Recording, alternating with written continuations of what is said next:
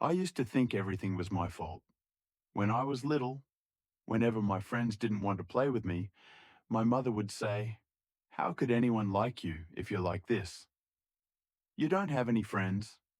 If I fell down, my mother would always say, "Who told you to walk without being careful?" Even if it was just a fall while riding a bike. The bike was completely broken. It cost so much to fix. Every time I didn't do well on a test, was teased excessively by people around me, or was denied by someone, my mother would say similar things.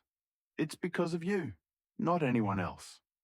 I don't blame my mother because she might have inherited that way of thinking from somewhere, but I truly grew up with an ironclad belief that everything was my fault. Because of me. I deserved to be like this. If my studies didn't go well, it was my fault.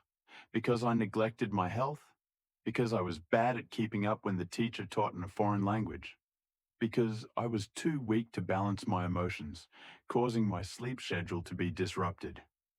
I threw away my medical test results and held on to the belief that I was the only one at fault. Then I grew up, but things didn't change much. If I didn't pass a job interview, it was my fault. It was because I was incompetent.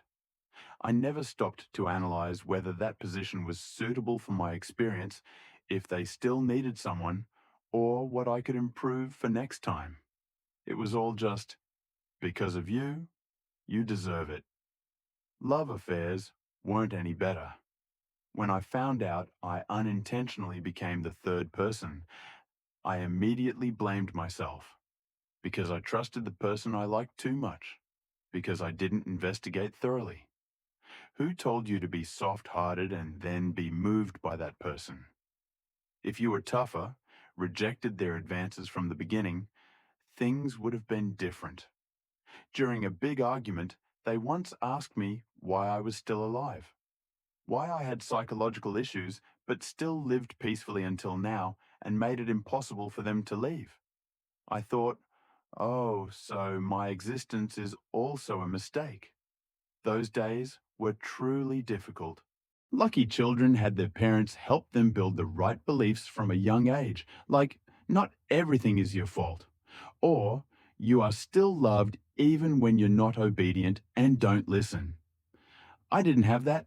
I built it myself when I was over 20 years old, when no one helped, and my life at that time was a complete mess.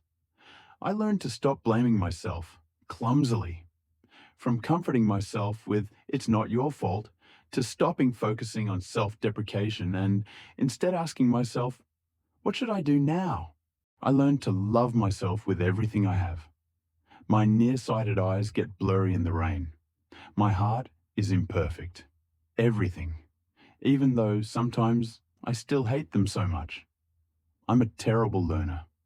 In the process of growing up, this is probably the most difficult lesson I've ever taught myself. Luckily, I didn't give up on learning.